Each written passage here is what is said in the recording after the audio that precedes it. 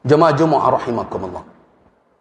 Di antara keputusan yang diambil oleh para ulama se-Indonesia dalam ijtima' di Padang Panjang, bahwa memilih pemimpin, mengadakan suatu kepemimpinan di tengah masyarakat bukanlah suatu hal yang sunnah, tetapi wajib hukum.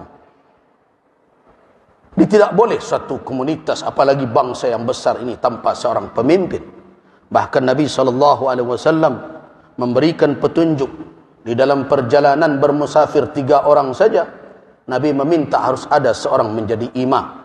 In kuntum salasa fi safarin falyummakum ahadukum. Kalau kamu bertiga dalam bermusafir, jadilah seorang menjadi imam kamu. Apalagi dalam jumlah 270 juta lebih, tentu akan kacau balau. Karena itu menghadirkan kepemimpinan dan adanya seorang pemimpin itu merupakan kewajiban, bukan sunnah. Nah, bagaimana caranya? Situasi dan kondisi yang ada bahwa negeri ini memilih satu sistem, terlepas setuju atau tidak setuju dengan konsepnya masing-masing. Tapi itulah yang disepakati saat ini untuk melahirkan seorang pemimpin. Kalau kita biarkan ini terjadi dengan alasan ini tidak sesuai dengan konsep kita berbagai macam, maka lahirlah pemimpin yang sama sekali mungkin berjarak jauh dengan nilai-nilai syariat. Karena itu, pilihan hanya satu untuk saat ini. Terlibat aktif dan cerdas. Terlibat aktif dan cerdas di dalam mewujudkan kepemimpinan yang baik. Bukan berpangku tangan. Sebagai ketua MUI, saya bukan tim kampanye siapapun dan tidak akan menunjuk nama siapapun. Tetapi sebagai ketua Majelis Ulama, saya berkewajiban menyampaikan kepada umat, wahai umat Islam, bahwa di dalam Islam, di dalam keputusan Majelis Ulama yang diambilkan dari petunjuk syariat untuk menunjuk pemimpin, memberikan sultah, kewenangan kepada seseorang menjadi pemimpin kita, harus memenuhi 4 syarat yang itu adalah syarat wajib pada Nabi SAW. Orang tersebut harus siddiq, orang tersebut harus amanah, orang tersebut harus fatanah, orang tersebut harus tabligh. Orang itu harus amanah, jujur, tidak boleh ada kebohongan di latar belakangnya, tidak terlihat dia berdusta, dia tidak menyembunyikan kebohongan dan kedustaan, dia berbicara dengan kejujuran. Ini adalah syarat mutlak. Karena jangan sampai orang pendusta dan pembohong diserahkan amanah, setelah itu kita menangis, didustai dan dibohongi sepanjang tahun, 5 tahun yang akan datang. Yang kedua, orang itu harus amanah. Amanah seseorang itu diukur dari mana? Yang pertama tentu dari komitmennya kepada Rabbul Alamin, ketakwaannya, ketakutannya kepada Allah. Karena kalau amanah itu hanya diukur dengan pengawasan manusia, dengan pengawasan si fulan, dengan orang-orang yang akan menyalahkannya, orang-orang tersebut bisa saja ditipu berjamaah oleh dia. Karena itu pertama sekali dalam mengukur amanah seseorang, bagaimana tingkat komitmennya beragama, ketakwaannya, ketakutannya kepada Allah, salatnya bukan hanya di depan kamera, tanya orang sekitarnya, cari tahu siapa dia.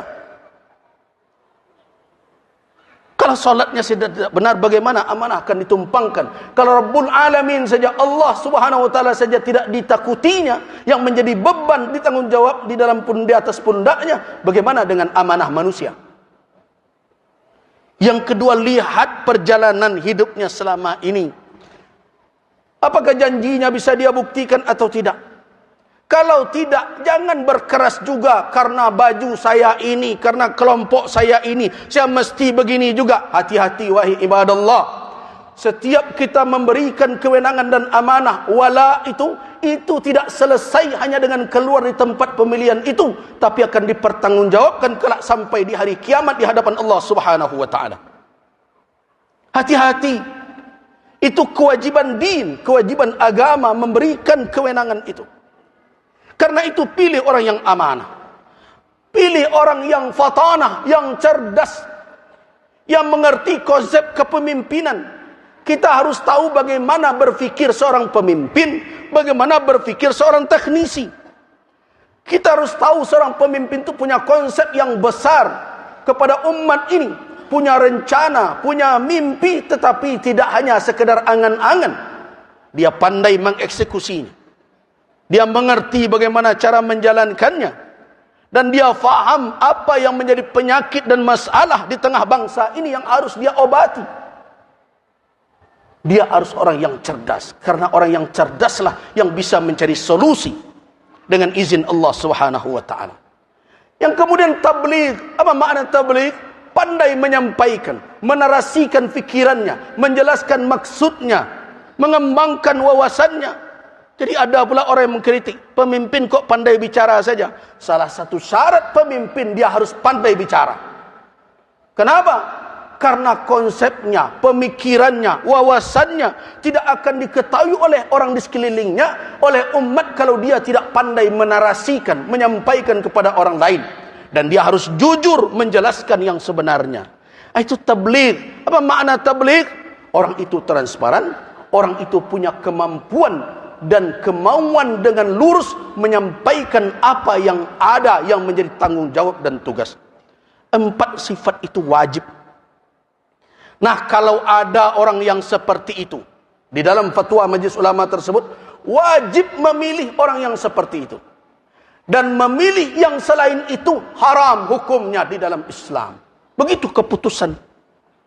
Nah, hari ini saya sampaikan, Allah Subhanahu wa taala menjadi saksi dalam khutbah ini. Allahumma fashhad, ya Allah saksikanlah, saya telah sampaikan kepada umat di negeri ini, kita akan dipertemukan oleh Allah Subhanahu wa taala. Saya lepaskan tanggung jawab saya hari ini, saya telah ingatkan umat khusus di Masjid Muhsinin ini, kalau ada orang yang memenuhi atau mendekati standar yang itu, maka wajib memilihnya dan memilih yang lain.